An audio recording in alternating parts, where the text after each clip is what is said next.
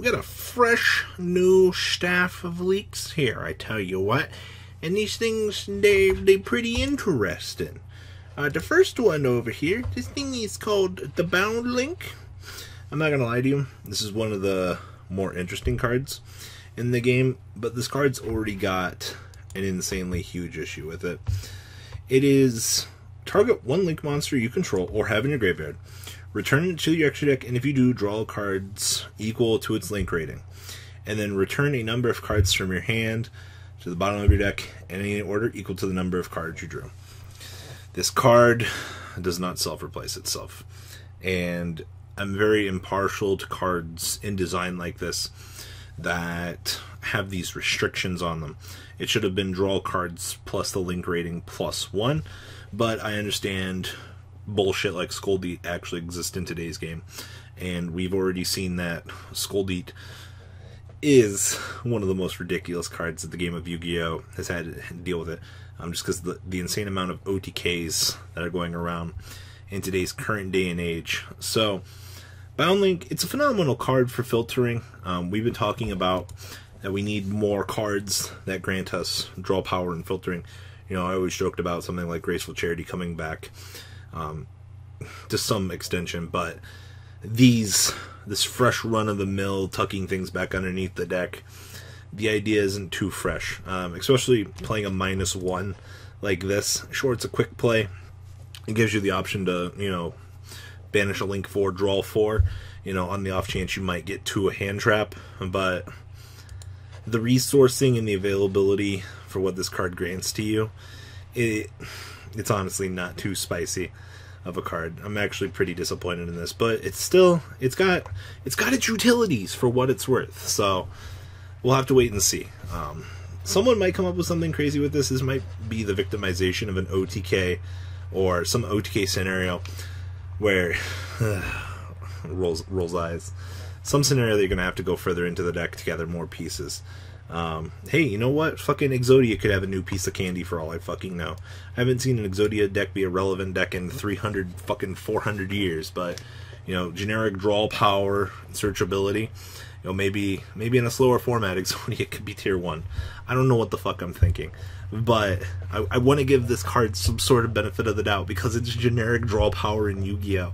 And you know how these things tend to go, but cards that don't generate pluses and instead reward you negatively on the inbound, it's not too fucking spicy, to be completely honest with you.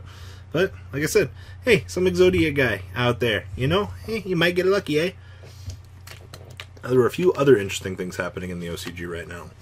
OCG is getting Omega reprinted. Congratulations, OCG, you did it, even though you've got Omega at 1 over there.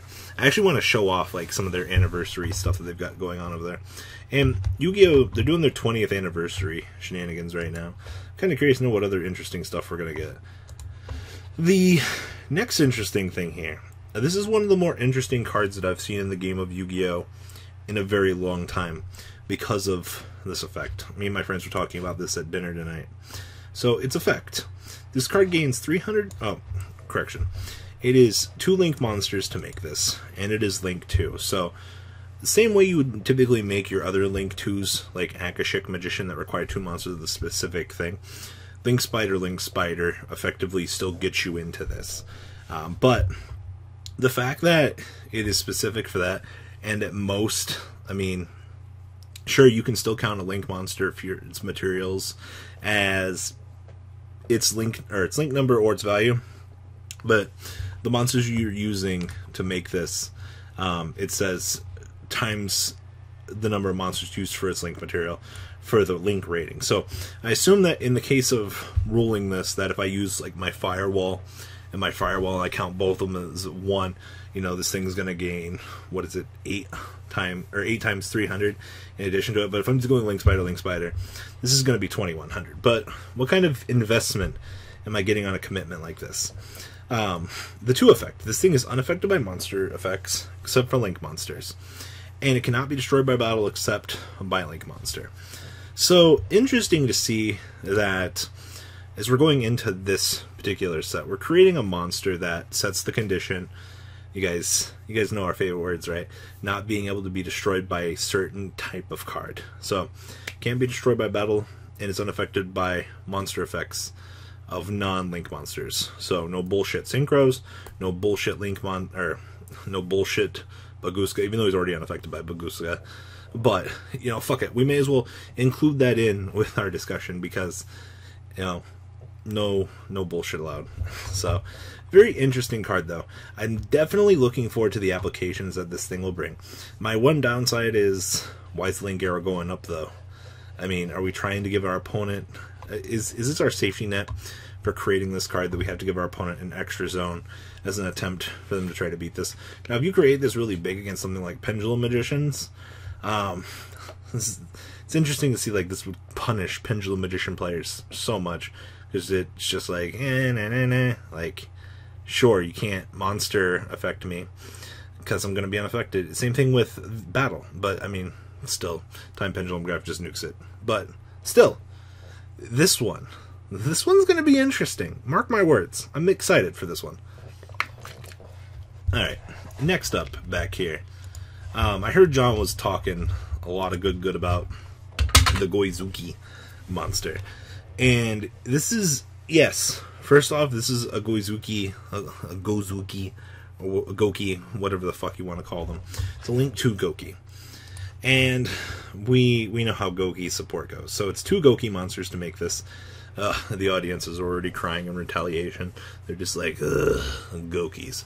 Gouki rematch. The deck has to be good. The deck has already had some OTKs coming up around itself, so the support's got to be a little bit better than you're giving it credit for.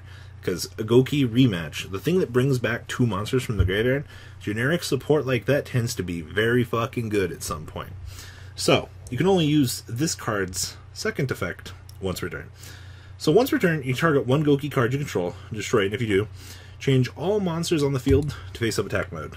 Keep in mind that this doesn't actually have to be to a zone that this guy is pointing to, which I'm actually kind of surprised that they didn't include that stipulation, because almost every other monster in today's current format, God, has the targeting arrow effect. But hey, they did it. And then if this card is sent from the field to the graveyard, you can activate this effect. All Gouki monsters you control gain 500 attack until the end of the turn. Why can't we make that a staple, consistent effect here? Did I miss something? Is a global 500 across the board too fucking much to ask for? I'm definitely not sure. I'm sure that this helps Gouki, just like requiring monsters that require specific link ranks and things like that. But this card's booty butt cheeks, literally. I guess for a card that forces everything into attack mode, that's extremely fucking adorable, but I got a fucking -1 myself, and I could be using that monster to go into a better Gouki on my chain. And then to fucking top things off over here, if this thing's sent from the field to the graveyard, I guess, sure, if I link away with it, that's an interesting effect. It gives me a condition to power up my board. Okay, sure, that's incredibly nice of you. But for what it gives for the effect, not too spicy. Back here, the Link Vrains box. You guys have seen this. This is the box that has the alternate art trick stars and things in it. Well, they actually opened up one of these. Now, we're not going to get a majority of the stuff in here. We don't get the cool sleeve products, you know, the other cool things like the OCG gets. But the altered arts in here are a very excellent chance for the TCG to get these. And it is the Gouki... what is it? The Gouki one is in here, the alternate art firewall, and so forth. But the TCG tends to take these things and adapt them into the legendary collections. So I'm going to have to see how the TCG builds decks like that. I would not be shocked if we see some sort of budget Trickstar deck with new cards come, what is it, November next year, as we're doing these things. These fucking reprints. Fucking Proxy Dragon. Also, these sleeves... Revolver sleeves look so cool. And then, of course, the Trickster sleeves here. Oh my god, they're so beautiful. So amazing. And then, of course, we got to have those Playmaker sleeves. And this almost looked like a Field Center. This looked good enough to be a Field Center. I'm actually kind of disappointed. You know, we're not going to get something like this. But they definitely showed this off. So, I'm interested about this. Chinese Dark Magician. Random insert in Starter Deck 2018. Huh. That's interesting. just keep in mind that I'm pretty sure that this is going to be our Legendary Collection, Legendary decks, whatever the fuck they are, for like late 2018. So you guys kind of got some spice cooking here. So this guy's my hero, by the way. So guys, leave a comment down below. Tell me what you guys think about these new cards. Definitely some interesting stuff. That's all I gotta say for today. Remember guys, 12 Days of Christmas coming out later. Peace.